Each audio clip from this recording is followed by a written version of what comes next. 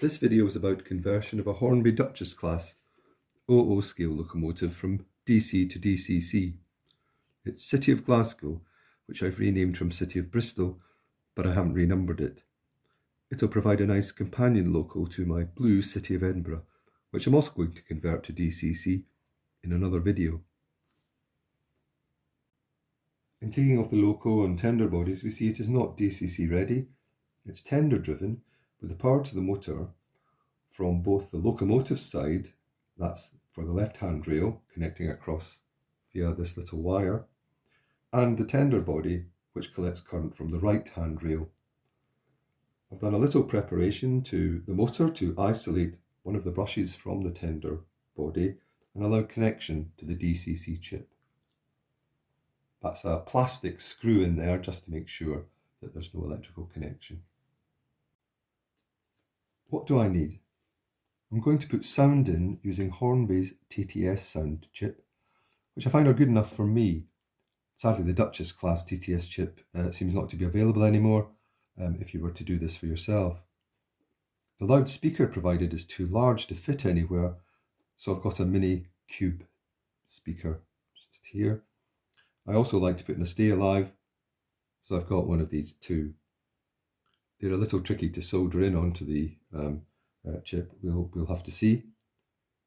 I'll run red and black leads to this 8-pin socket here, which I'll put on the loco chassis about here, and that'll enable me to connect the speakers, the chip, the stay alive, but put them in the loco body, so it gets them out of the way. It's just too tricky for me anyway, to get them onto the locomotive chassis. This diagram shows what the 8 pins of the DCC decoder are for. In this case, we only need the inputs from the track, red and black, and the outputs to the motor, grey and orange. I've now wired up the little 8-pin socket as per the diagram. I've embedded it by its pins in a little bit of expanded polystyrene. That sits on a pad of double-sided sticky tape. I'll just bring that over just to show you the sort of thing it is. They're quite a thick bit of tape.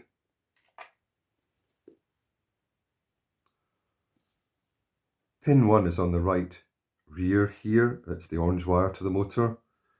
The grey wire to the motor is on the opposite diagonal, and the black and red pickups are on the other diagonals. Now I can easily lift the socket out if I want to connect the lighting, say using the other pins.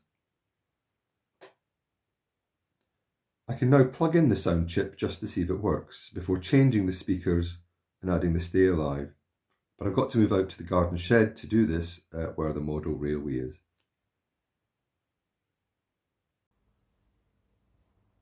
I've taken the locomotive out to the shed and put it onto the layout.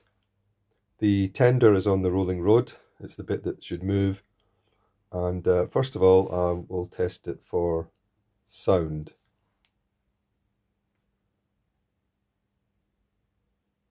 Well, nothing happening there. Oh.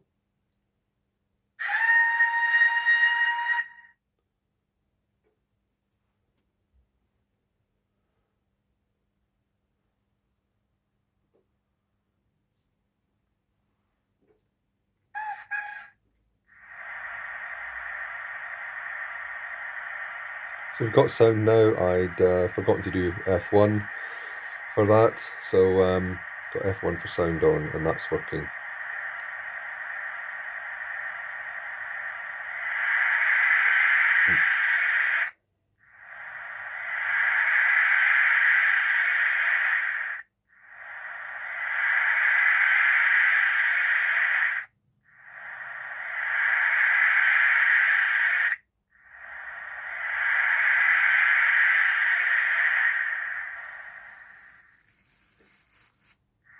Well, it's very intermittent sound, so we're not getting really anywhere with that at the moment. And I suspect the track pickup's to blame.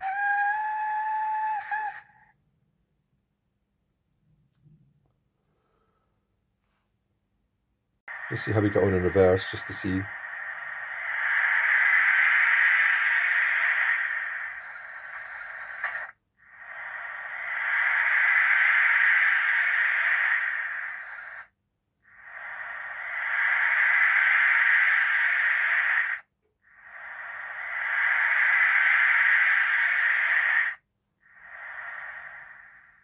So we're not getting anywhere with the, I don't know why it's doing the extra horn.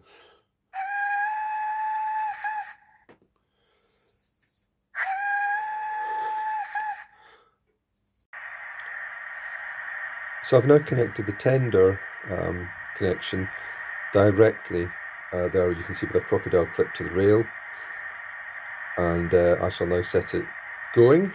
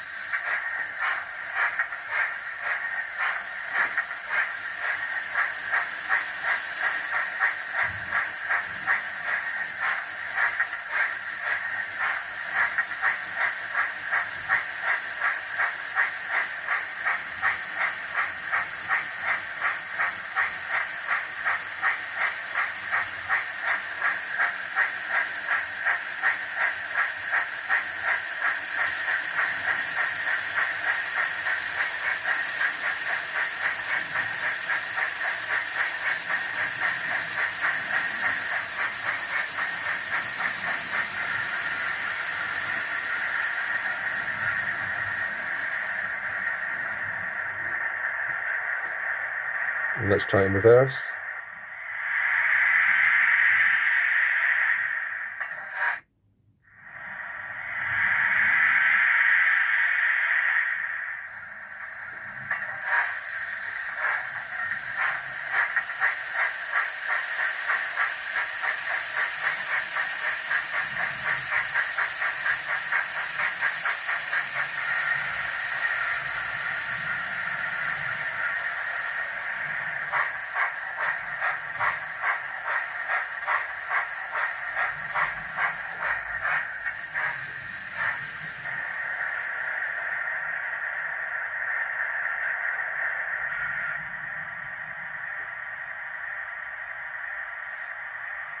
So that looks like it will work if we have good connections to the wheels. There's only 2 pickup wheels, I think, in the rear tender and on the right hand side, and 2 pickup wheels on the left hand side on the main body.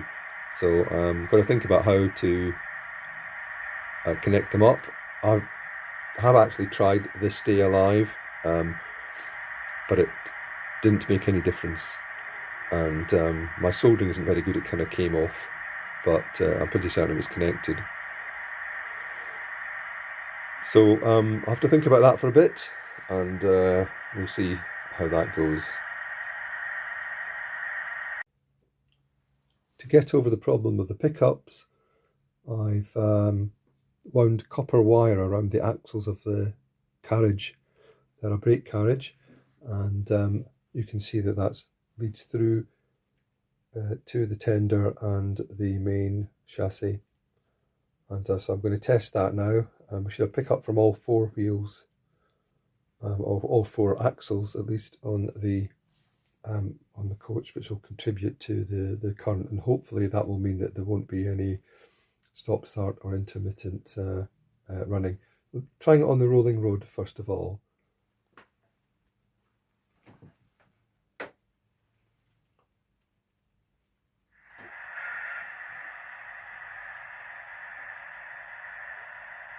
So we get our sound okay.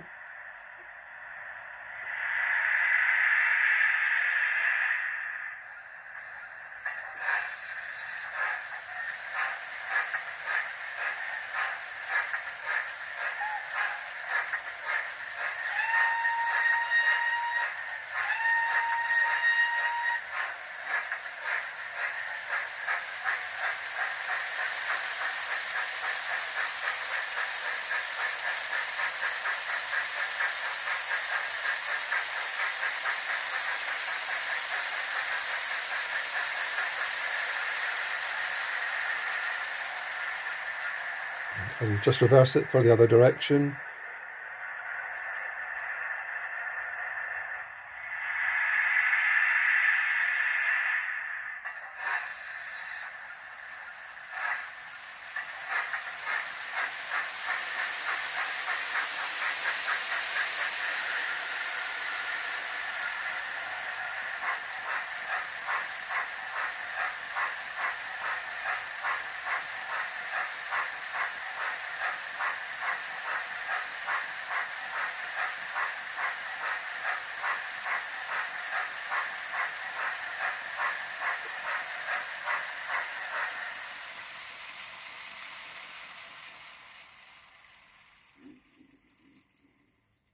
So the next step will be to test it actually running, which is a little bit more challenging maybe, as the pickups have got to work as it moves.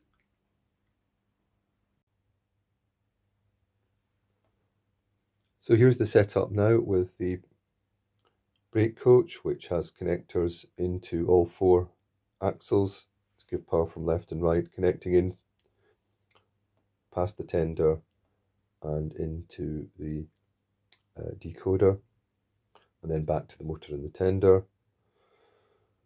So let's see if this works. I'll turn on the sound first.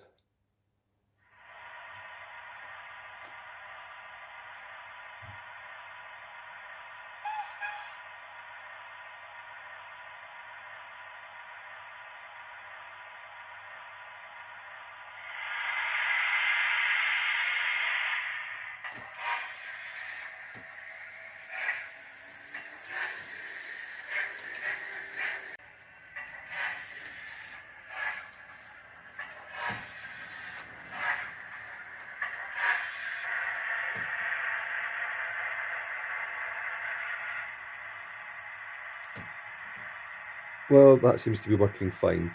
So all I've got to do now is put the body back and see if it goes with the body on.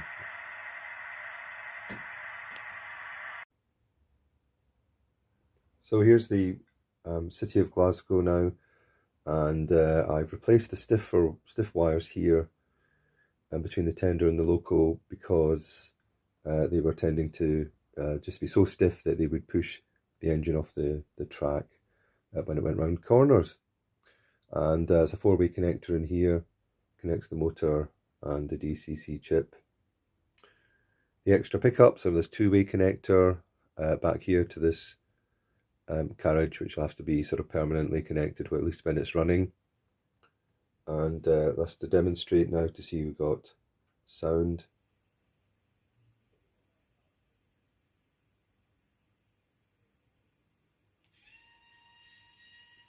Volume isn't very high, I'll have to fix that, I guess. But it does go. So we've got the sound, and let's see if it will move off.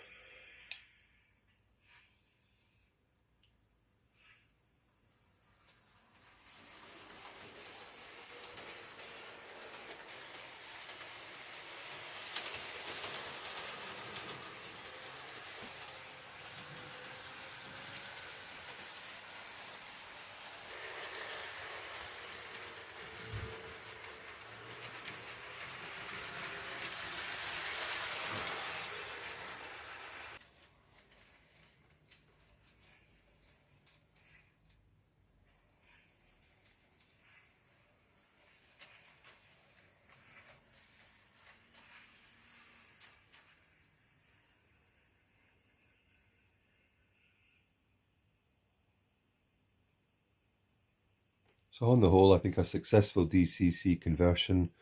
A few things to be ironed out, maybe paint those connectors up, and I've got to screw the lid on back again. But apart from that, everything is fine. So if you've watched this that far, thank you for watching.